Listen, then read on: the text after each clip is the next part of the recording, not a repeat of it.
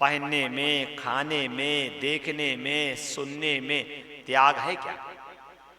पहले लोग ऐसे स्थान पे जाते थे जहां त्याग की बातें सुनने को मिले। पहले व्यक्ति ऐसे व्यक्ति का साथ करते थे जो त्याग में जीवन जीता हो। आज के जमाने में त्यागी न संत के पास कोई जाने को तैयार है, न त्याग की सत्संग सुनने को कोई तैयार है, और न ईश्वर प्राप्ति में त्याग कितना आवश्यक है वो भी कोई मानने को तैयार नहीं। ये शिक्षा ले लो, जब मजाक हो रही हो अगर तू में चालू हो जाए तो मजाक बंद कर देनी चाहिए। राम जी ने हाथ जोड़ करके कहा है, उसी समय सब लोग मान गए हैं। इनका वहां पे सत्कार हुआ है, बहुत सा सामान दिया गया है, वापस आए हैं। शास्त्र कहते हैं कि 15 दिन तक ये सब लोग जनकपुर में रुके। राम जी जब आए हैं तब 15 दिन विश्वामित्र जी के आश्रम रुके हैं और 15 दिन ये लोग जनकपुर में रुके।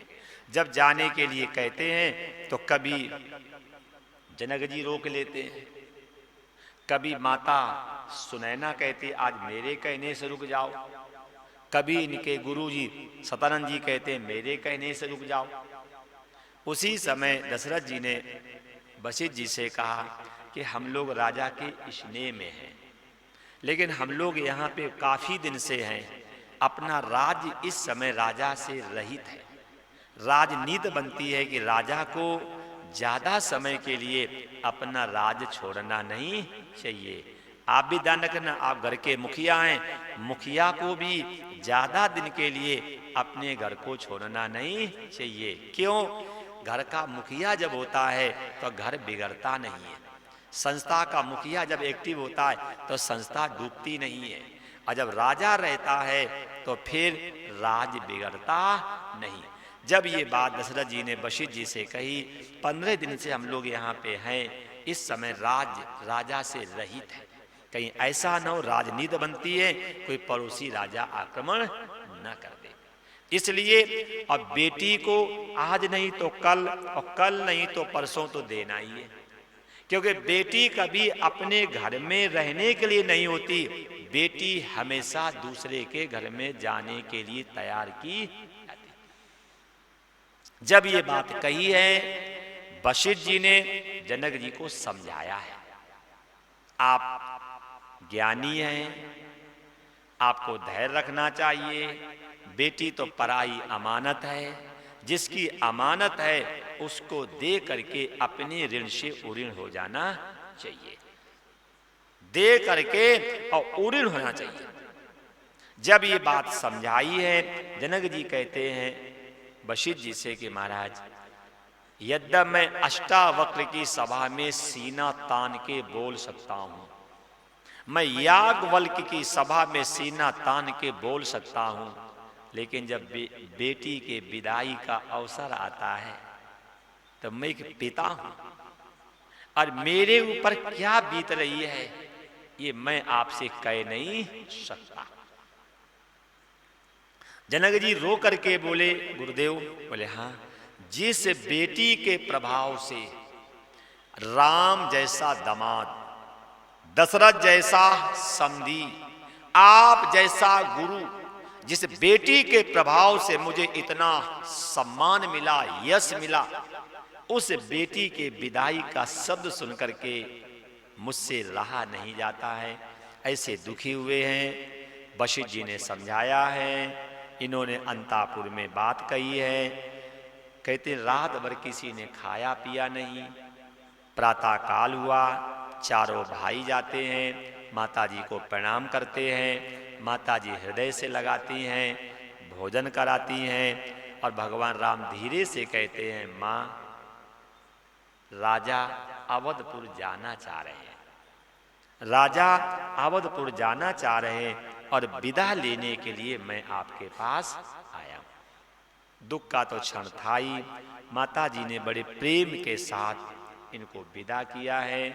ब्राह्मण स्त्रियां बुलाई हैं और ब्राह्मण स्त्रियां बुला करके अपनी बेटी को पति व धर्म की शिक्षा दिलवाई।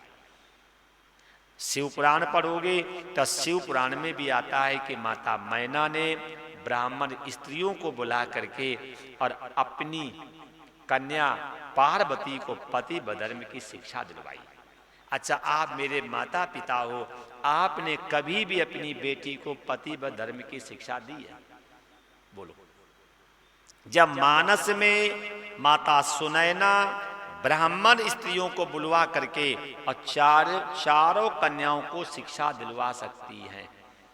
शिव पुराण में मैना ब्राह्मण स्त्रियों को बुलवा करके और पार्वती को पति व धर्म की शिक्षा दिलवा सकती हैं। तो हमारी आपकी भी जिम्मेदारी है कि नहीं? हमारी आपकी भी जिम्मेदारी है। लेकिन इस जमाने में पति व धर्म की शिक्षा नहीं दी जाती है। क्या कहती माताएं? बेटी विवाह में जाना सब देख के आना, गौने में जाना तो लड़के आना, और जब तीसरी विदाई में जाना तो बंटवारा करवा करके ही। चिंता मत करना, शिक्षा दो। अपनी बेटी से कहना कि विवाह में दे करके आना, गौने में लड़के आना, और रौने में रौने माने तीसरी विदा, बंटवारा करवा के आना। तो आप लिख लेना कागज में, आपकी बहू जब विवाह में आएगी तो लड़के जाएगी, और जब गौने में आएगी तो बंटवारा करवा करके ही जाएगी। अच्छा, आप निर्णय अपने से, क्या आप ये चाहती हैं कि मेरी बहू हमसे दूर रहे? चाहते हैं आप? जब आप ये नहीं चाहते हैं तो फिर आप अपनी बेटी को क्यों सिखा रहे हो? अच्छा, आप कभी ये चाहती हो कि मेरी बेटी कहीं जाए नौकरानी बन के रहे? चाहते हो? तो पराई बेटी तुम्हारे घर में आई है तो फिर उसे नौकरानी बन के क्यों रख रहे हो? जब आप ये चाहते हो कि मेरी बेटी कहीं जाए तो महारानी बन के रहे, मेरी बेटी जहां जाए उस घर में सब उसका सम्मान करें, इज्जत करें, तब पहले आप जो तुम्हारे घर में बेटी आई है अगर उसका इज्जत सम्मान करना आ जाए तो आपकी बेटी का इज्जत सम्मान अपने आप हो जाएगा। यही नहीं हो रहा। हमारे मन में इच्छा है कि मेरी बेटी तो महारानी बने, मेरी बेटी जिस स्कूल में जाए तो सब मेरी बेटी की सुने, तो फिर बहू की तुम भी सुनो। तो यही मेरा आपसे निवेदन है। आप मेरे माता पिता हैं, गृहस्थ हैं, बच्चे वाले हैं, तो अपने बच्चों को थोड़ा संस्कार दो। मैंने पहले भी कहा था, कार नहीं संस्कार दो। कार दोगे तो आपके सामने बेकार कर देंगे। संतान को कार नहीं संस्कार दो, चलचित्र नहीं चरित्र दो। इस जमाने में माँ बाप बच्चों को चलचित्र तो दे रहे हैं, चरित्र नहीं दे रहे। माता जी ने ब्राह्मण स्त्रियों को बुलवाया है, शिक्षा दी है। यथा गंगा स्नानेनो शरीरम पावनम भवेद तथा पतिव्रता दृष्ट्वा सकलम पावनम भवेद। जैसे गंगा स्नान करने से शरीर शुद्ध होता है, ऐसे पतिव्रता नारी के दर्शन करने से सकलम मन वाणी कर्म तीनों शुद्ध हो जाते हैं। बोले धन्या जननी, वो माँ धन्य है, वो पिता धन्य है, वो कुल धन्य है, वो पति धन्य है। यस गृहे पतिव्रता नारी, जिसके घर में पतिव्रता नारी है वो पति भी धन्य है, पिता भी धन्य है, माँ भी धन्य है, कुल भी धन्य है, उसका कुल भी धन्य है। ब्राह्मण स्त्रियों ने समझाया, सीता पतिव्रता नारी की जिम्मेदारी बनती है सास ससुर गुरु की सेवा करे, पति रुख और पति के रुख को देख करके आचरण व्यवहार करे। हो सके तो आप भी अपने बच्चों को ये शिक्षा देना, जिस कुल में आप जा रही हैं माता पिता की सेवा करना, पति के रुख को देख करके व्यवहार करना, कोई ऐसा आचरण व्यवहार मत करना जो आपके कारण मुझे भी नीचा देखना पड़े। सीधी बात यह है, जो व्यवहार आप अपनी बेटी के प्रति चाहते हो वही व्यवहार आप दूसरी की बेटी के प्रति करो, तब घर में राम राज की स्थापना होगी। अगर आप चाहते हो कि मेरी बेटी महारानी बन के रहे, मेरी बेटी की सब बात माने, मेरी बेटी का सब इज्जत करें, तो पराए घर से आने वाली उसका भी इज्जत सम्मान करने की सोचो। क्यों? जो जस करे सो तस फल चाखा। जैसा करोगे वैसा भरोगे। इसलिए अपनी कन्याओं को, अपने बच्चों को परिवार में शांति लाने के लिए समझाना चाहिए। उपदेश दिलवाया है। इसके बाद जब चारों कन्याओं की विदाई का समय आया है, जिन तोता मैने को पिंजड़े में पाल रखा था, सीता जी की विदाई के समय वो चटपटाने लगे हैं। माता जी ने मन में सोचा कहीं सीता के वियोग में ये प्राण न छोड़ दे। सेवकों से कहा इन पिंजड़ों को भी सीता के साथ दे दो। क्या शिक्षा मिली? घर में बेटी है, अगर कोई पक्षी या पशु पाल रखा है और उस पक्षी और पशु को बेटी से लगाव है, तो जब बेटी की विदाई करें तो उसको भी साथ में दे देना। क्यों? क्योंकि हमें अगर तुमसे प्रेम है तो फोन से बात कर लेंगे, मिलने भी पहुंच जाएंगे, लेकिन वो पक्षी जो पिंजरे में है और जो पशु जो जंजीर से बंधा है, वो जा पाएगा क्या? ये भगवान मतलब कथा के माध्यम से शिक्षा मिलती है। अगर किसी व्यक्ति को आपसे प्रेम है, प्रेम होता है। हमारे उत्तर प्रदेश में इलाहाबाद जिला में गोपीगंज के पास एक आश्रम था। एक महात्मा जी ने अपने हाथ से 108 पेड़ लगाए थे। अपने हाथ से जल देते थे और पेड़ों को हृदय से लगाते थे। और हम देखने गए उस आश्रम में, जब वो महात्मा जी खत्म हुए तो 108 पेड़ों में शायद 70-80 पेड़ उसी दिन सूख गए। मैं अपनी आंख से देखने गया। क्यों? आप ये मत मानना कि इनके जीव नहीं है। आप इंसान से लिपटोगे तो अशांति मिलेगी, और कभी इन पक्षियों से, पशुओं से लिपटो तो शांति मिलेगी।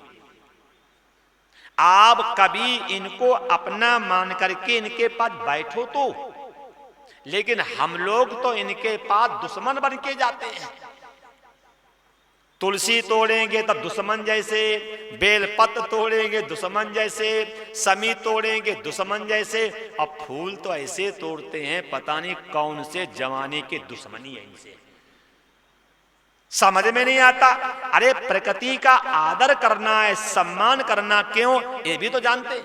तो कथा से शिक्षा मिल रही है, जिन पक्षियों को, जिन पशुओं को आपने पाला है, और अगर वो आपसे प्रेम करते हैं, अगर आप कहीं जा रहे हैं तो उनको भी लेकर के जाना चाहिए। मेरे हिसाब से तभी तो प्लेन पे कुत्ते भी जाते हैं साथ में।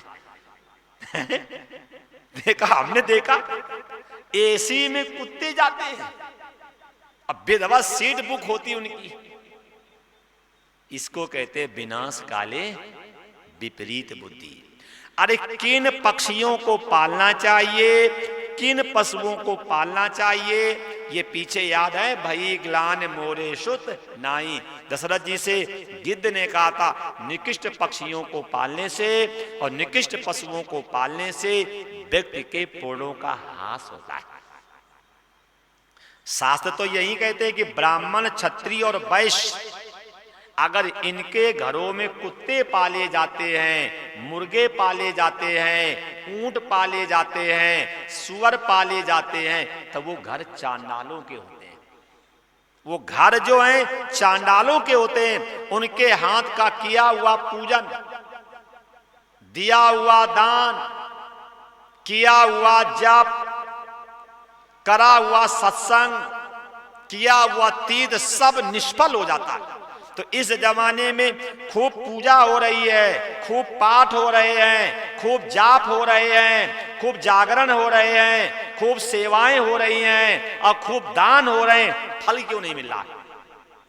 फल क्यों नहीं मिल रहा? क्यों? क्योंकि हम निकृष्ट पक्षियों की सेवा करते हैं, निकृष्ट पशुओं की सेवा करते हैं और निकृष्ट लोगों के व्यक्तियों का साथ करते हैं। ये बात शिवपुराण में भी है कि अपूज्यो यत्र पूजन्तो पूजनीय यत् न पूजन्तो तत् तीन भविष्यन्ति दारिद्र, मरण और भय। जहां पे पूज्य लोगों का अपमान किया जाए और अपूज्य लोगों का सम्मान किया जाए, माता सती ने अपने पिता से कहा उस घर में दारिद्र, मरण और भय आता है। तो अगर कोई आपने श्रेष्ठ पक्षी या पशु को पाला है और उसको आपसे प्रेम हो गया है, और अगर आप शादी के बाद ससुराल जा रहे हैं तो उसे अपना वियोग मत सहने देना, उसे साथ ले। क्यों? पक्षी पिंजड़े में बंद है, पशु जंजीर से बना हुआ है। इंसान तो फोन से बात कर सकता है, फोन नहीं मिलेगा तो स्वयं भी जा करके मिल सकता है, लेकिन ये मूक प्राणी आपसे मिल नहीं सकते हैं। इसलिए कभी भी किसी की हाय नहीं लेनी चाहिए। माता जी ने कहा इन पिंजड़ों को भी दे दो। क्यों? कहीं ऐसा ना हो कि सीता के विरह में ये प्राण ना छोड़ दे। जब पिंजड़ों को दिया तो क्या हुआ? जिन वृक्षों के नीचे सीता खेलती थी वो वृक्ष भी रोने लगे। जिन वृक्षों के नीचे सीता खेलती थी, जिन वृक्षों की छाया लेती थी, जिन वृक्षों से ऑक्सीजन लेती थी, वो वृक्ष भी रोने लगी। अच्छा, वृक्ष कैसे भेजोगे? जब वो रोने लगे, सीता पास में गई। क्यों? धरण सुता है, पृथ्वी की पुत्री है, और ये पेड़ जो है ये भी तो पृथ्वी के पुत्र हैं। तो एक बहन एक भाई के पास जाती है। अनुभव करना, बहन गरीब होती है तो भाई उससे मिलने नहीं जाते हैं, और भैया अगर गरीब हो तो बहन छिप छिप के बहन हमेशा भाई की इज्जत को बचाती है। ये जो पेड़ है ये सीता जी के भाई हैं। वही लंका में है, तरणधारी ओट कैत वैदेही। जब रावण ने कहा एक बार मुझे देखो, तो सीता जी तरण माने तिनका अपने भाई को आगे करती हैं और रावण को डांटा है, आदम, निर्लज्ज, सट, चोर, धूर्त। क्यों? सीता में मर्यादा थी, अपने भाई को आगे करा है। तो जिस समय वृक्ष रोने लगे, अर्थात सीता जी के भाई रोने लगे, पास में जाती हैं, हृदय से लगाती हैं। उन्होंने कहा बहन मैं आपके वियोग में रह नहीं सकता। सीता जी ने कहा भैया दुखी मत हो, कुछ दिन मैं अयोध्या रहूंगी और इसके बाद जब मैं जंगल जाऊंगी तब तुम्हारे नीचे ही सोऊंगी और तुम्हारे नीचे ही बैठूंगी और तुम्हारे नीचे ही झोपड़ी बनाऊंगी। अगर ये आश्वासन दिया ना होता तब वृक्षों ने सूखना तो मंजूर किया था, लेकिन बहन का वियोग मंजूर नहीं। क्या शिक्षा मिली? कोई व्यक्ति आपसे प्रेम करता है तो उसे दुखी नहीं करना चाहिए, उसे समझाना चाहिए और समझा करके उसके धैर्य को बढ़ाना चाहिए। ये कथा आती है। इसके बाद चारों डोलियां जनवासे में पहुंची हैं। माता जी गई।